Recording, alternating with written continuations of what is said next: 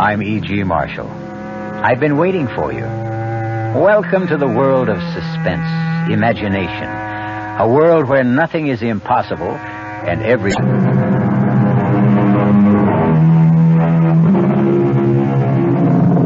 Come in. Welcome. I'm E.G. Marshall. I've been waiting for you. Welcome to the world of suspense, imagination. A world where nothing is impossible and everything is foolproof. At least that's what Peter Vincent thought, the hero of our tale. Peter Vincent is approaching middle age. Not quite there, but already beginning to experience the disillusions, the restlessness that comes from feeling we're capable of better things and fearing time will run out before we achieve them. But Peter Vincent, who lives by his wit, his charm, his cunning, hit one day on a scheme that appeared to be his great triumph.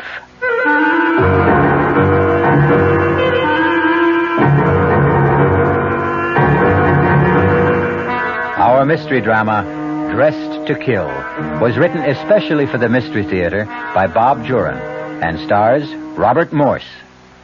It is sponsored in part by New Sugar-Free Diet 7-Up and Buick Motor Division. I'll be back shortly with Act One. And now, another story of the ball and chain, as Kellogg's Special K presents The Library. Welcome to the public library. May I help you, sir? Yes, I'd like to check out... I'd like to check out Famous Laundromats of the World by Audrey Schnorbart. Sir, excuse me, but isn't that ball and chain you're wearing just like the ones they use in the Kellogg's Special K commercial? This ball and chain? Yes, that one. How are you going to get rid of it? Well, lots of good exercises, and by eating smart at every meal, starting with the Special K breakfast. Don't you have to watch your calories? Yes, and the Special K breakfast is less than 240 calories. Less than 240 calories? Right. A 1-ounce bowl of high-protein Special K, 4 ounces of skim milk, tomato juice, and coffee. It's really tasty, and it's going to help me get rid of this ball and chain. I'd say it's long overdue, get it? Your happy ending could begin with the Special K breakfast from Kellogg's.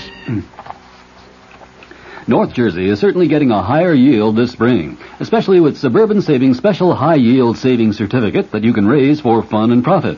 All you have to do is plant a modest $2,500 minimum in Suburban's limited issue 7.50% savings certificate.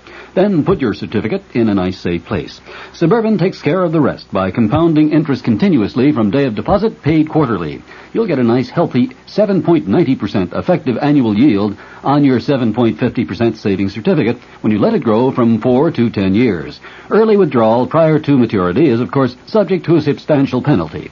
So for a nice healthy 7.90% annual effective yield, grow Suburban's 7.50% savings certificate for fun and profit at any Suburban savings office in Bayonne, Edgewater, Elmwood Park, Emerson, Hackettstown, Marks Plains, Nutley, Paramus, and Sparta.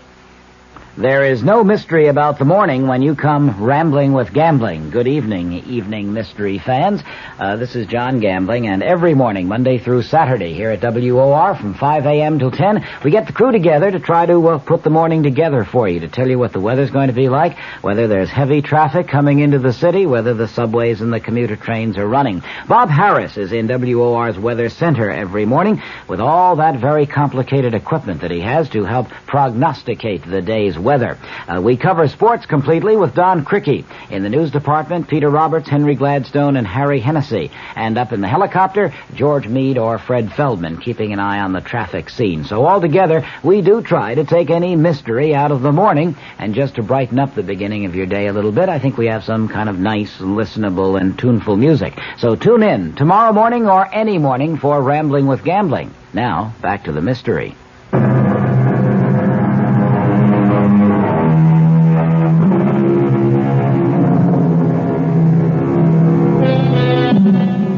What a tangled web we weave when first we practice to deceive. And Peter Vincent is about to weave a tangled web of deception, the likes of which he has never tried before, and hopes never to have to try again. Our story begins in a cheap but clean and well-run apartment house on New York City's West Side. Oh, Mr. Vincent. Yes, Mrs. Gretsch. It's the 5th of the month. Well, thank you, Mrs. Gretsch. Do you tell the time, too? Look, I'll thank you not to be so smart when you're late with the rent. 2 months late at that. Only 2 months this time. Things are looking up for you. I got my bills to pay, too, you know. And everything going up. Everything goes up around here except the heat. I've been meaning to speak to you about that. There is an energy crisis. I have to conserve all You'll this. have your own crisis if I catch pneumonia and can't work. I shall sue you, Mrs. Gretsch, for depriving me of my livelihood. I'd like to know just what that is. You know what I do. Well, you call yourself an actor. Actors act. You haven't been in a show since you started living here. Does that make me any the less an actor? We are all acting, Mrs. Gretsch. You, I, everyone. We're playing out our roles on this great stage. We are never really ourselves. We hide behind the masks, and we act out our little lives. I mean, you're acting. You don't want to press me for the rent, but you must. It's your role in life. So you step upon the stage as you are now, the star of this mini-drama, acting the part of the miserable, harassed landlady insisting on the rent. And you do your part extraordinarily well. Have you ever thought of going on the stage? Well, my sister was always telling me I had a nice voice. And she's right, she is. I may speak to my agent about you, yeah. I might just be able to get you a part. But get me the rent instead. Beautiful, Mrs. Gretsch, that was beautiful. You have a natural sense of timing. You'll make a wonderful heroine someday. You're past the ingenue roles, but still... You have till the 10th, Mr. Vincent, not a day after. That's it, Mrs. Gretsch. Keep studying. Stupid old frump. Hi, Pete. Murray, what are you doing here? Drinking your scotch. I thought you were in Cleveland. No, the show folded. Oh, how'd you get in? You gave me a key a year ago, remember? Well, remind me to change the lock. I'm sick of your freeloading, Murray. Look, just a couple of days till I get settled. I gave up my room when I went on the road. You're not staying here. Oh, come on, Pete. I'll pay half the rent. Well, welcome home, Murray. You're looking pretty good, Pete. You been eating regularly? Off and on. I pulled a little flim-flam job a few months ago, paid the back rent. What about acting? Any leads? No, but I'm working on something, Murray, something really big. I'm sick of those ratty little deals for peanuts. Oh, come on, not another con game. The greatest, Murray. The one that'll set me up for life on that sunny little beach in Mexico. I'm going to pull one last gigantic hoax and then retire. I mean, just settle down for life. I've been thinking about it for months. Great. What's the scheme? I'm going to kill myself. Well, that's one way to... You what? I'm going to kill myself. But it won't be suicide. You're going to kill yourself, but it won't be suicide. That's right, Murray. And my wife will receive $50,000 in insurance. Now, I know you're nuts. I'm serious, Murray. How can you be? You may go ahead and kill yourself, but your wife isn't going to get any $50,000. You're not even married.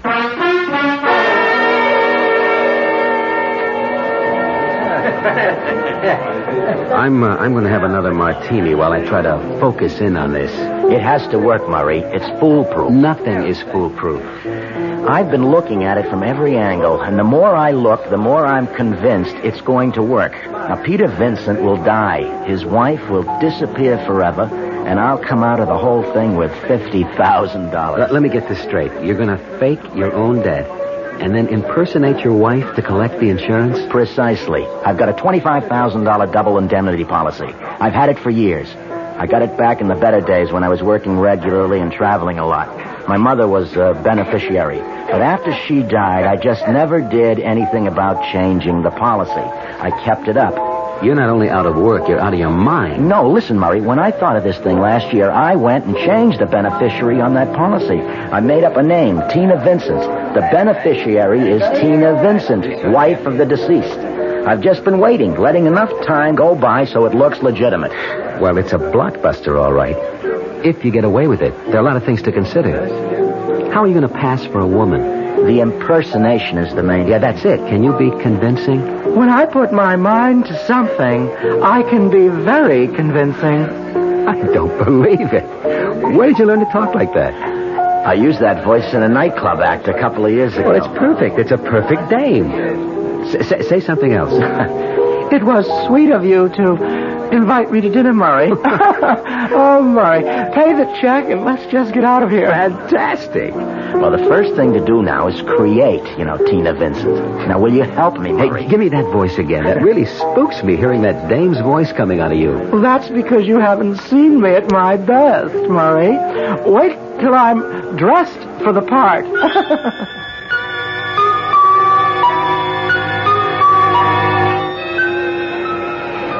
May I help you, sir? Oh, yes. I was interested in these pantsuits. Oh, well, these are on sale today. Is it a gift for your wife, perhaps? Yes, you might say that. For my wife, yes. Oh, well, how nice. What's her size? A size? Oh, about, like mine. Like yours? Oh, rather tall, then, huh? Decidedly. Oh, let me see. I'd say about an 18 tall. And if it doesn't fit, you can always bring it back. Fine. Now, the suits on this rack are all size 18. I'll take this blue, and how about that black velvet? That was fast. You certainly know your wife's taste. Yes, I do, rather. All right, well, I'll have these boxed and gift-wrapped. Will there be anything else, sir? Yes, as a matter of fact, she's been wanting a new wig. Oh, yes, sir. Step this way. Next counter down. Now, what does she wear? Blonde, brunette, black? Oh, dear me, yes. Funny, I've never really noticed. Oh, well, what's her coloring like? Fair? Dark? Fair. Like mine, almost. Oh, uh-huh. Oh, this frosted blonde would be perfect. Yeah. Oh, this one, yeah. Yes, I think that would do.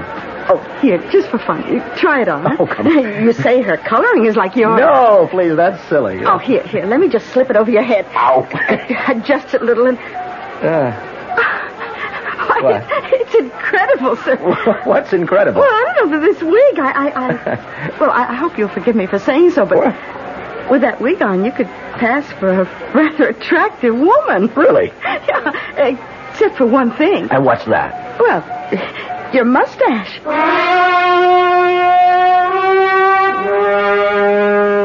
Well, Murray, how do I look? Like a tall Doris Day. Come on, will you? Come on, what have I forgotten? Now, what is wrong with this whole image? Nothing. I gotta admit, it's perfect. Yeah. Have I got on too much makeup? No, I don't think so. Lots of women go in for heavy makeup. Well, there's only one sure way to find out. The acid test. Go out in public. Precisely. Because I've got to be convincing as a woman before I've gone too far. Where are you going to start? Well, first I'm going to open a bank account. I've got to establish some sort of identity for Tina Vincent. Just impersonating a woman isn't good enough, because when I get down to the final act, applying for the insurance, I've got to prove that I really am Tina Vincent. I've got to have identification. You sure have thought this thing out, Pete. I've been planning it for almost a year. Well, I'm going to start with the bank. Oh, lend me $50, will you? I promise you, you'll get it back in spades when this whole thing's over. Yeah, when you're in Mexico, you mean. Come on, Murray. Be a patron of the arts, huh? Where's your imagination? Now, come on, don't let a little thing like a few bucks keep us from carrying out one of the greatest schemes of all times. No wonder you don't have to work. Okay. Here. You won't regret it. You want to come along and watch the fun? I wouldn't miss it for the world. I paid $50 for that reserved seat.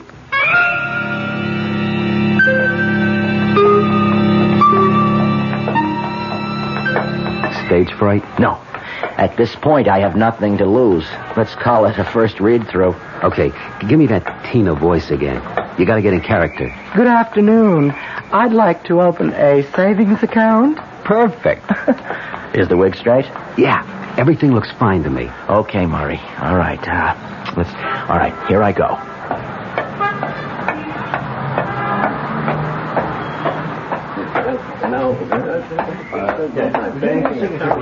I beg your pardon? Good afternoon, madam. May I help you? Yes, I'd like to open a savings account. Certainly. Sit down, please. Will this be an individual or joint account? An individual. I'm starting to save a little for a surprise vacation for my husband in Mexico. Well, that's very nice, very nice. May I have your name, Mrs. Vincent. Tina Vincent. All right, Mrs. Vincent, if you'll fill out both these cards. Name, address, Social Security number. The Social Security number? Beg your pardon? Oh, a little catch in the throat. No, a Social Security number. No, I don't have one. I mean, my card must be at home. I haven't worked for so many years. I see. Well, you can always send that in to us later. Oh, thank heavens. How much would you like to deposit? Well, $50. Very well, Mrs. Vincent.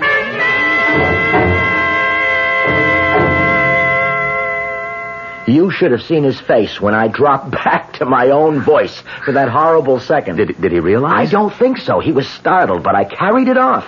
I have to do better than that, though, when I face an insurance company. I've got to be totally convincing. Well, you just need more practice. You're right, Murray. I've got to try and live an entire week as Tina Vincent. Everywhere I go, everything I do will be Tina Vincent. Yeah, but I got my doubts, a lot of big doubts. Why? Well, maybe you can talk like a woman and dress up like one for a while.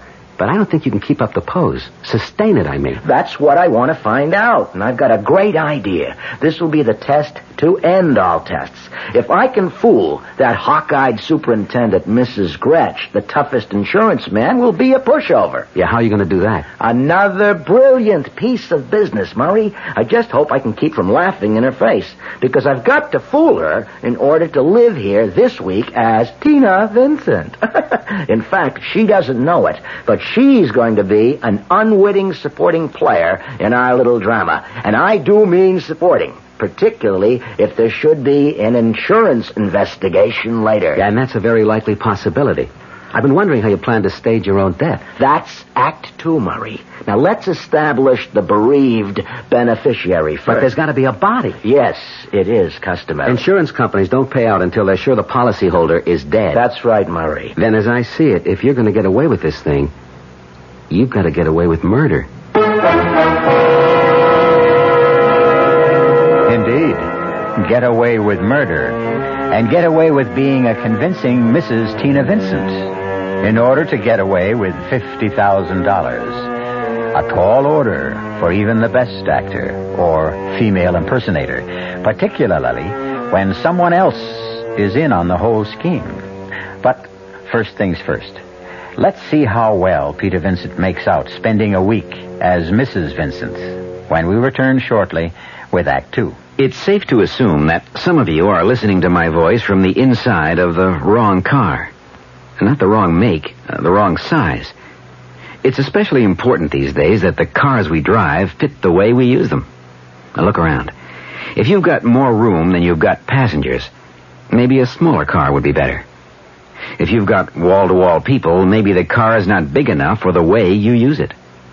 And if you've taken the big car and left the small one for your wife to use for her carpools and shopping and Cub Scouts and whatever, well, we've got a message for you. If she hasn't given it to you already, make sure your car fits your lifestyle. Sometimes small is right. Sometimes big is right. Buick makes both right. From Opel to Electra 225, Buick has a car for the way you drive. Hey, Mom, what's for dinner? Hey, Mom, what you got? ShopRite's answer to what's for dinner this week is first cut choice grade beef chuck steaks, just 59 cents a pound. Shoulder steak, just $1.49 a pound. Nutritious young beef liver, 69 cents a pound. Fresh sweet corn, 10 ears for 99 cents. And price-conscious shoppers can save with Alba instant powdered milk. An 8-quart box is just $1.79 at ShopRite. That's well under 25 cents a quart. For more what's for dinner ideas, visit your nearest ShopRite and save. She loves her family. She wants the best. She does all that she can do. She lets ShopRite do the rest. Hey, Ma, what's for dinner? ShopRite has the answer.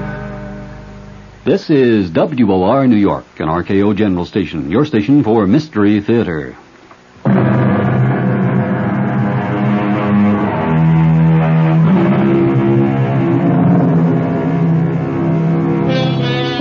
Peter Vincent, con artist, sometime actor, is preparing what he considers the greatest scheme of his career. Impersonating his own beneficiary, Mrs. Tina Vincent, to collect his own insurance. But first, he must prove to others and to himself he can carry out the impersonation. So, for the next few days, Peter Vincent will disappear, and Mrs. Tina Vincent will take over. Who is it? I'd like to see the superintendent. What do you want? I'm looking for a man named Peter Vincent. I was told he lives in this building. Well, his name's on the mailbox, 2A. But I don't think he's in. I haven't seen him since yesterday. Well, would you be kind enough then to let me into his apartment? Oh, certainly not. I don't know you. I'm Mrs. Vincent, his wife. His wife? Hey, I didn't know he was married. He's lived here 2 years. We're separated, but I'm still Mrs. Vincent. Oh, glory be. What next from that man? I know Mr. Vincent wouldn't mind your letting me in. He doesn't know I'm in town. I want to surprise him. I'm afraid not, Mrs. How do I know he'd be glad to see you? Look, if he wants you in his apartment, he'll be the one to let you in. Well, of all...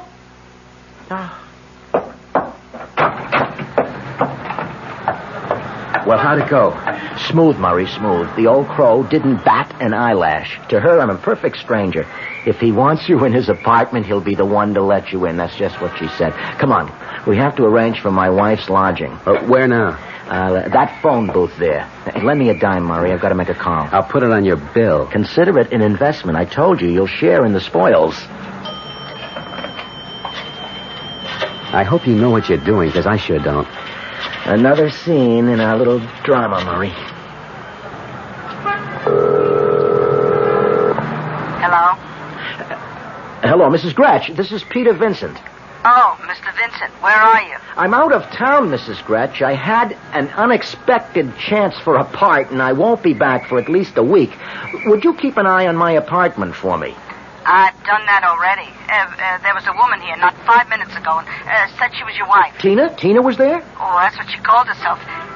Is she really your wife, Mr. Vincent? Yes, we're separated. I haven't seen Tina for years. Oh, well, she wanted me to let her into your apartment to surprise you, but I wouldn't do it. Oh, Mrs. Gratch, I wish you had. What? You mean it's all right? Well, you wouldn't have had any way of knowing. Tina and I are the best of friends, Mrs. Gratch. Look, if she should come back, if you see her again by any chance, please, let her in. In fact, she can stay there until I get back. Let her use my apartment, if she likes. Well, all right, if you say so, Mr. Vincent. I hope you have a good run. A what? Oh, just a little show talk I picked up. You did say you're in play. Oh, yes. Oh, it's going to be a very good run, Mrs. Gratch. In fact, it seems to be going beautifully.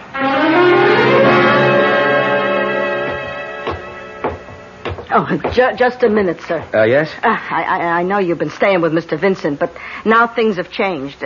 He's out of town. Yeah, I know. And Mrs. Vincent is occupying the apartment. Tina?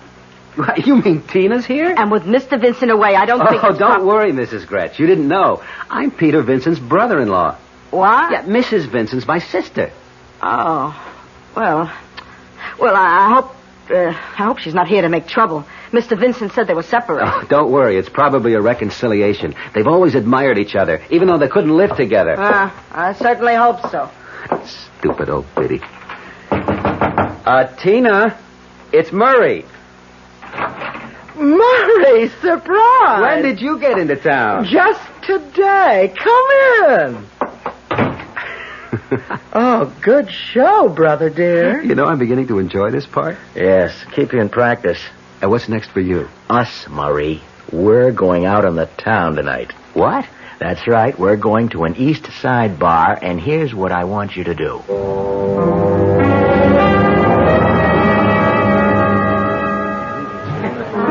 Another martini, Murray, please. Bartender, a martini for the lady. And let's make this the last. Oh, Murray. You've been drinking too much, and you know it. Murray, please. Look, I know when you've had too many martinis. I don't know why I'm sap enough to keep ordering them for you. Murray, I am all right. You're the one. I'm the one. I'm as sober as a judge, and I can see what's happening to you. Murray, this is very... Murray. That's all I ever hear from you. I'm getting out of here. I'm sick of you whining and complaining. Goodbye. Murray! Hey, honey, What? he ain't coming back. What do you drink? I don't drink with strangers. I'm Harry Watson. How do you do? You see, now we're not strangers. No, I'm not interested. Ah, come on. Good-looking dame like you. Man runs out on her. Come on, let's have a little fun. No, please, you don't understand. It's not like that at all. Baby, I know all about what it's like. Believe me. And you're something. Oh, you really think so? Baby, I know so. What's your name? Oh, well, Tina. Tina what? Oh, just Tina. It's a pretty name. Come on, let's have another drink and let's get acquainted. Well, all right, maybe just one. Hey, bartender, another... What are you drinking? Martini. Yeah, a martini. Harry, do you really think that I'm attractive? Sure I do. Would I be buying you a martini if I didn't? You're not just feeling sorry for me. Nah, of course not. You're interesting.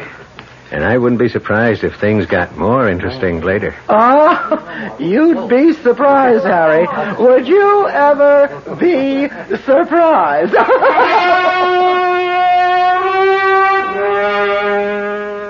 And then what happened? I drank the martini and left. I proved my point. Tomorrow I'm going to apply for a Social Security number and keep on good terms with Mrs. Gretsch. She's going to be important to us later on. Look, Pete, don't you think you've carried the joke far enough? What do you mean? Look, you've proved you can be a convincing dame. It's been fun and funny. But you're not really serious about knocking some guy off and trying to make the insurance company think it's you. Of course I'm serious. I might add that I am dead serious. But that's murder. Not really. Not with what I have in mind. Now stop worrying so much. Just think about that $50,000, and it's a lot closer than you think. I don't have to prove myself anymore, Murray. I can carry off the masquerade. The time has come for Act 2. Act 2? The victim. I have to find my corpse. We have to plan this carefully because when I leave here, I'll never return, you see, as Peter Vincent. Now, I want you to get a hotel room, some sleazy, out-of-the-way place where we can get past the desk clerk without being seen. Whereabouts? Near the Bowery, but not actually on it. Now, call me from there. I've got some preparations to make here because today, Peter Vincent meets with his accident.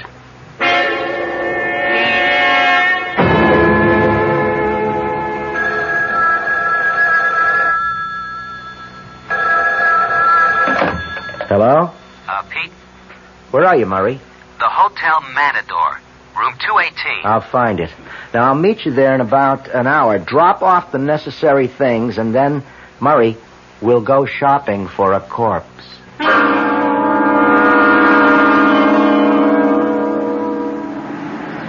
What a neighborhood.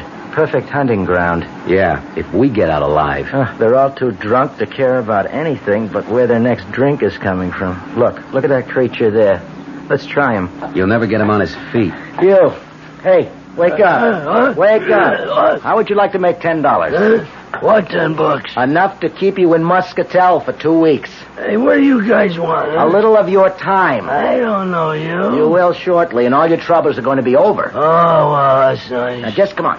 Come with us. We'll make you nice and comfortable. Take it easy. Isn't he perfect, Murray? He's so disgustingly depraved. Yeah.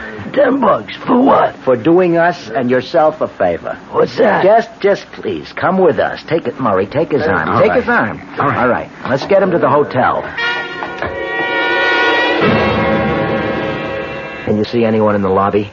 No, just the clerk at the desk. Do you think you can distract him? Well, what's the difference? This place is full of guys in this condition. I don't want any suspicions aroused. I want to get up to that room and out again without being seen. Hey, wait a minute. The clerk's going toward the elevators. Hey, what's this all about? Shut up. He's gone up. All right, now. Come on, move. Take it easy. Let's take the stairs. It's only one flight up. I hope that clerk hasn't gone to the second floor. If we do meet anyone, just keep going. I can't. Shut up and keep moving. All right, now, wait a second. I'll check the hall. Okay, stop it now. Okay. I'll run ahead and open the door. All right. I don't see how anyone who doesn't eat regularly could have so much weight. $10, huh? Well, we made it. All right, get him into that chair. Yeah. All right, now get the hot water going. My case has shaving cream, soap. I'll get these foul clothes off him. Oh, phew. A second thought. Murray, I'll run the tub. You undress him. I'd never have believed it. All it took was a shave, some cleaning up, my best suit, and he looks like a human being. What's this all about? What? It's just a joke on a friend. Now, look, here's a wallet. Now, lend me a 10 spot, will you, Murray? We did promise him. Now, here's your $10 in this wallet, see? Now, we'll just put it inside your coat like this, and you can keep the wallet, too, and the clothes. Yes. And there stands Peter Vincent. My clothes, all my identification, and heading for eternity. We'll wait till 5:15, the height of the subway rush hour.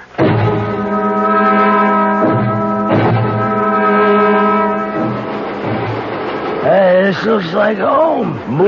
Move to the rear of the platform, Murray. That way, when the train passes us, it'll be going full speed. Look, this is ridiculous, Pete. We got 200 witnesses. Safety in numbers, Murray. We're lost in the crowd, and not one of them will know what's happened till it's all over. A man falls in front of a subway train. There'll be 30 different versions of what happened. We should have done this at 2 o'clock in the morning. Yeah, then we would have witnesses. We stand out like a red nose. Edge a little closer. I want to lie down. You will very soon. Murray, just before the train reaches the platform, let go of him. We both step back. When he totters and falls, we lose ourselves in the confusion. Isn't there an easier way? It has to be an accident to collect the double indemnity. And I don't want any body left to identify. Just the wallet and my identification. Here it comes. All right, a little closer to the edge. Now step back, Murray. Look, Murray. I'll meet you back at the hotel.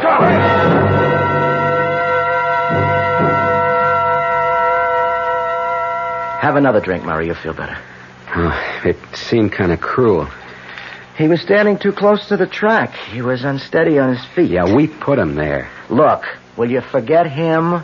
That was Peter Vincent who went under the wheels of the train. If you want to feel remorse, just remember it's for your brother-in-law.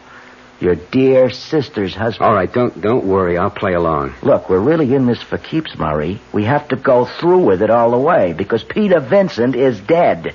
I can't ever be Peter Vincent again without admitting to murder. Well, what do we do now? Act 3, brother dear. Tina's going to get dressed, go back to her husband's apartment, and wait to be told she's a widow.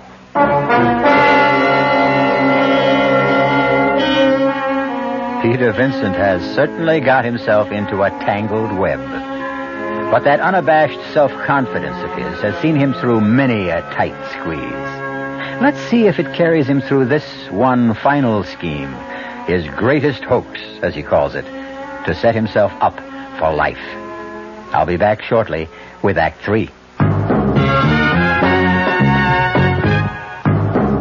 Ever had a tall, frosty glass of Amplitude? Well, if your beer is Budweiser, you've had it often. Amplitude is a fancy word for the entire taste phenomenon, the total experience of flavor. Next time you take a healthy swallow of Bud, watch what happens. Think about the sensations you're experiencing. Notice how the flavor of Bud comes on nice and easy. Not too strong, not too quick, just right. Notice the clean, crisp togetherness of Bud's taste.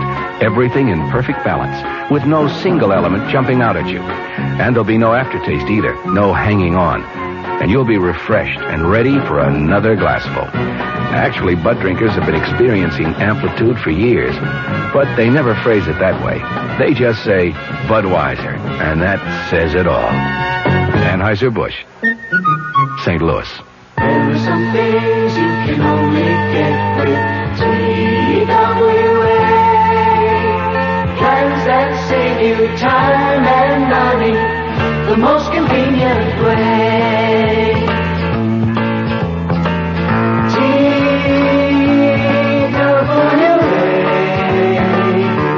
This year, if you're vacationing in the U.S., there's TWA's Free Wheeler Plan. Here's what it gives you for $16 a day per person when two people are traveling together. A Hertz Pinto with unlimited mileage and a room at most Travelodges, Ramada Inns, or Sheraton hotels. There are a couple of conditions. You pay for gas and taxes, and you must return the car where you rented it. For full details of the $16 a day Free Wheeler Plan, call your travel agent or TWA.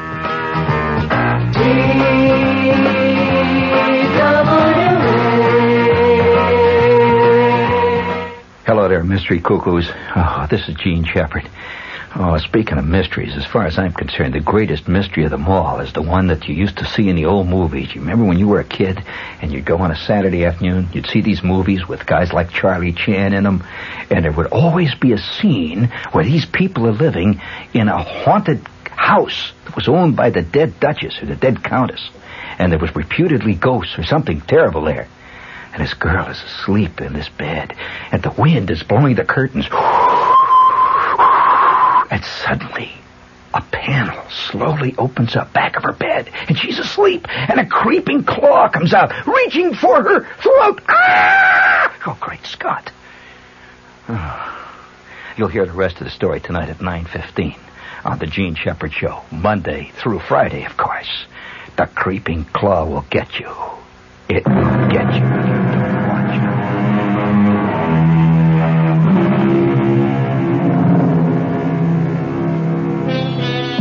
it. So, Peter Vincent has been conveniently disposed of, to all intents and purposes, under the wheels of a speeding subway train.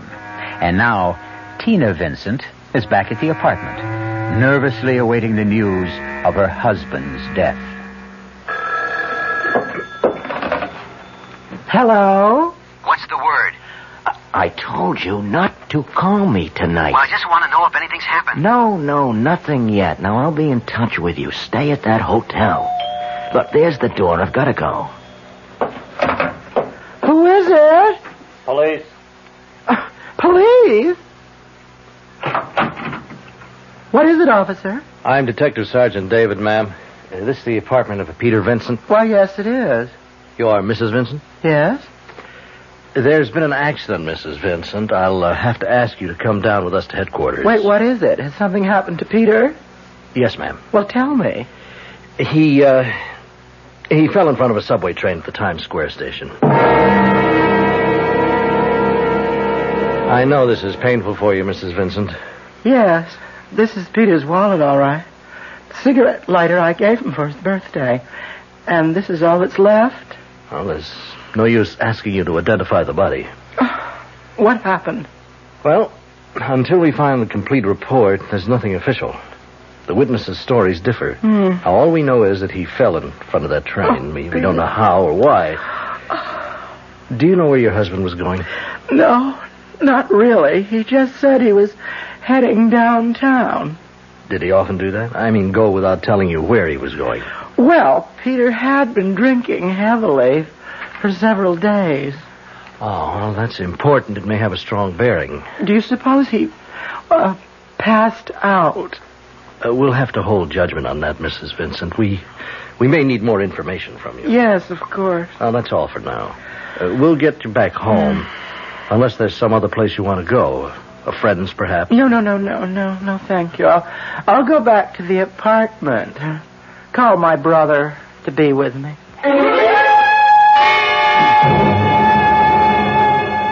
Stop worrying, Murray. You're absolutely in no danger. I'm the one with my neck out. Suppose there is some way to identify that bum. Well, there isn't. The police told me that themselves. There wasn't enough left to identify. That's exactly what I wanted. Besides, it's been 3 days. Hold it. I've got to get in character. Hello? Mrs. Vincent? Sergeant David again. Yes, Sergeant. We're closing the file on Mr. Vincent. Several witnesses corroborated the fact that Mr. Vincent was unsteady on his feet, and a lab report showed a high level of alcohol in parts of the body. Death was accidental, with inebriation a contributing factor. I see. If you'll come down to headquarters and sign a few papers, we'll release the remains for burial, and you'll receive the death certificate. You'll need that for any insurance Mr. Vincent may have had. Yes, thank you. I'll be there this afternoon. Thank you, Mrs. Vincent. And I'm sorry. Case closed. Witnesses said he was unsteady on his feet. Death was accidental, etc., etc., etc. Hey, we have to arrange for my burial, Murray. We've got to go all the way to keep up appearances. But, hey, look, Murray, do me a favor. Make it simple, Murray. A simple burial. I really would have wanted it that way.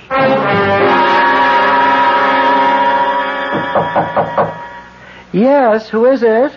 I'm from the Independent Insurance Company. I'm looking for Mrs. Tina Vincent. Oh, just a minute. I'm Mrs. Vincent. May I come in? Yes, certainly. Richard Stevens, Mrs. Vincent, my card. First, I want to offer my sympathy. Thank you. I know these times are hard to live through, but the living must go on living. Yes. Mrs. Vincent, you made a claim on your husband's policy with our company. Term life policy number H22098, $25,000, double indemnity. Yes, is anything wrong? Oh, no. The death certificate was in order. Premiums were up to date.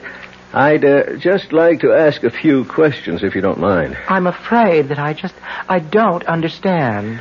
Well, you see, Mrs. Vincent, in accidents of this kind, we just want to rule out certain exigencies. Well, if you have any questions about my husband's death, I'm sure you'll find the answers in the police report. Not all of them.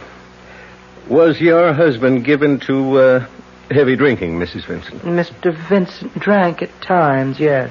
Was he disturbed about anything in particular? Mr. Stevens, if you're trying to suggest my husband's death was a suicide, you are very mistaken. Well, we always try to get to the bottom of accident cases when there's double indemnity involved. But I think you have a legitimate claim. There's no further problem, then? I don't think so. I'll be running along. When can I expect the check? Well, we'll have it out to you before the end of the week. Good day, Mrs. Vincent. Goodbye.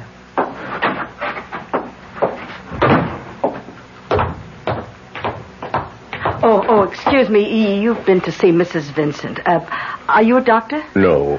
Oh, well, I'm Mrs. Gretsch, the superintendent. How is she? She seems to have held up well so far, poor thing. Oh, she seems well. How long have the Vincents lived here, Mrs. Gretsch? And who are you to be asking? I'm investigating her insurance claim. Ah. Well, if it'll help Mrs. Vincent get what's coming to her, I'll be glad to help, too. I guess it won't hurt to answer your questions. Was Mr. Vincent a heavy drinker? Oh, not that I know of. Of course, I don't snoop into the tenant's business. How about Mrs. Vincent? Well, I don't know much about her. She only just got here. What do you mean? Oh, well, you see, they've been separated. She only arrived here a week ago for a reconciliation, her brother said. Her brother? Yeah. He and Mr. Vincent are good friends. I see. Well, thank you, Mrs. Gretsch. You've been very helpful. Calm down, Dick. Hank, I just know this dame and her brother did that Vincent guy in for the insurance. It all adds up. They were separated. All of a sudden, she shows up on the scene. Boom, he's dead, and she's $50,000 richer. Where's your proof? I haven't got any. But I'm going to do a little checking on Mrs. Vincent. The guy's death was accidental. Now, how can you prove she had anything to do with it? That's what I'm paid to find out. This is the first time I've seen you lose your cool. I'm sick of hanging around like this, but I don't dare let down the masquerade. I want to get that money and get out of here. Maybe you should have gone down to the insurance company. Yes, who is it? Richard Stevens from Independent Insurance. Just a minute. Come in. Thank you. This is my brother, Mr. Wilcox, Mr. Stevens. How do you do? How do you do? I'm sorry for the delay, Mrs. Vincent, but as I said, we have to be careful. When can I expect the money, Mr. Stevens? Well, in the next mail. Now, if you'll just sign this form. Very well. Anything to get this over with. I'll sign here and here. I hope this is the end of it. So do I. Oh, my pen, please. Yeah. I hope I haven't inconvenienced you, but you do understand. My sister's been under a great strain, Mr. Stevens. Yes, I imagine she has. Well, good day, and good luck. There's something in his manner I don't like. He's paid to be suspicious. Well, he's sure earning his money. Murray, here it is, the check, $50,000. I don't believe it. Mexico, here I come, Murray. I'm on my way to the bank. Make me a plane reservation for Acapulco. Now, I'll be right back to give you your split, and then I'm splitting for sunny Mexico. No, we're going to the bank. You don't trust me, eh? Not at this point in time, no. You know, you are totally unprincipled, Murray. But what would I have done without you? Come on. I'm not even packing. You're welcome to the apartment, the furniture, and Mrs. Gretsch. Thanks. Now for my final performance.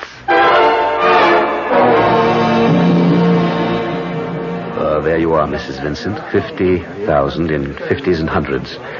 And I can't tell you how sorry I am about your husband. You were saving for a vacation, weren't you?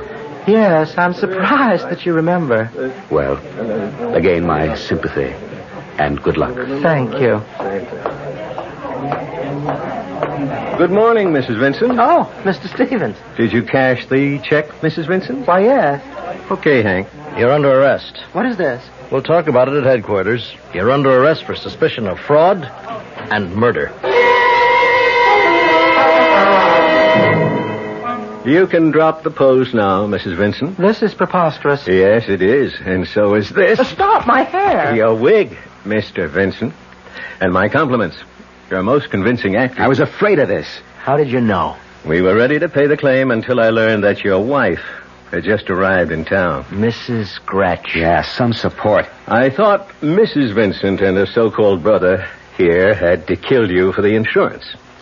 So I decided to do some checking up on Mrs. Vincent. I needed her fingerprints, and I got them from the pen she, or rather you, signed these forms with. Remember? Yes. Now it happens that in checking out the deceased Mr. Vincent, I learned he applied for a passport some years back. I had his fingerprints, too. And what do you think I discovered? I can hardly guess. That the prints on both Mr. Peter Vincent and Mrs. Tina Vincent were identical. How extraordinary. So I knew what your hoax was, Mr. Vincent, because no matter how much a man and wife share in a marriage, they can never share the same fingerprints.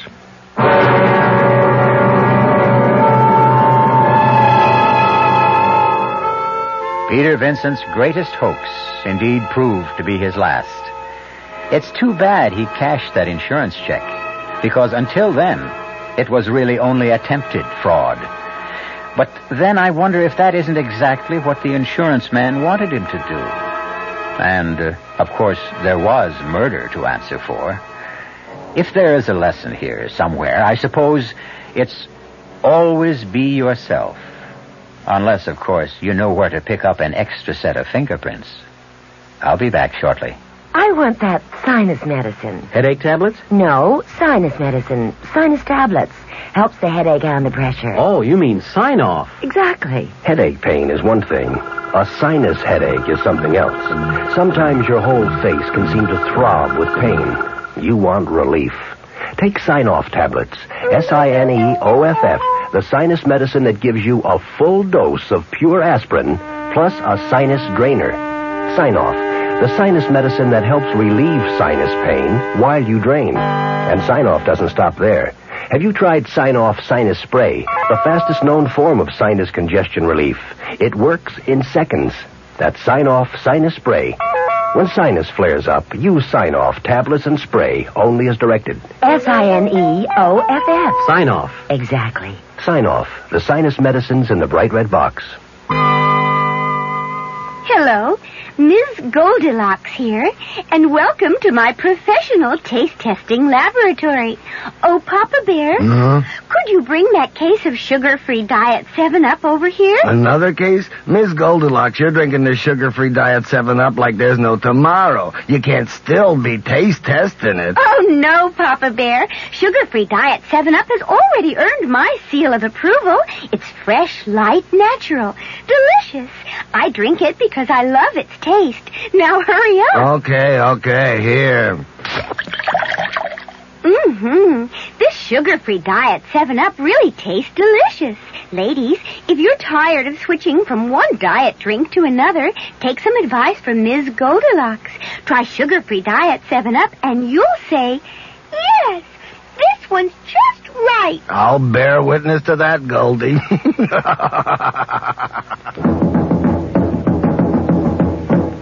Five-borough Buick dealers are beating the drums for their new trade-in posts. That big car of yours, the one you thought you couldn't give away, well, they want to buy it. You loved that big car when you bought it back in 70 or 71. It served you long and well and cost you hard-earned dollars. Now you figure it's time to trade, but everyone's telling you that big cars are worthless. No one wants a big used car. Not true. Your five-borough Buick dealer needs used cars. Big ones, small ones, all sizes. This very minute, he'll give you hundreds of dollars over your car's listed book value as a trade-in on any new Buick, from Electra to Apollo and even on the Opal. So visit a five-borough Buick dealer today, where you'll get more money for your car and more car for your money. Your trade-in post in Forest Hills is Maury Buick at 11827 Queens Boulevard at Union Turnpike. In Brooklyn, it's Richard Buick at 5102 Kings Highway.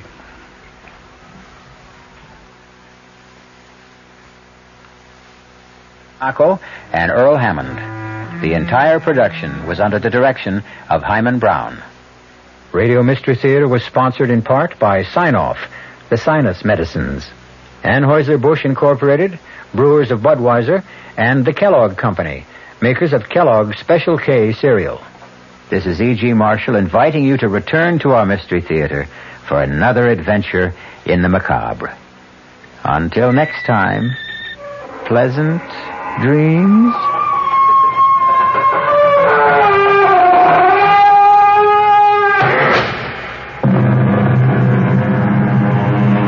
The WOR Mystery Theater was brought to you by ShopRite Supermarkets, where you get a lot more for a little less. And by Suburban Savings, with offices throughout North Jersey.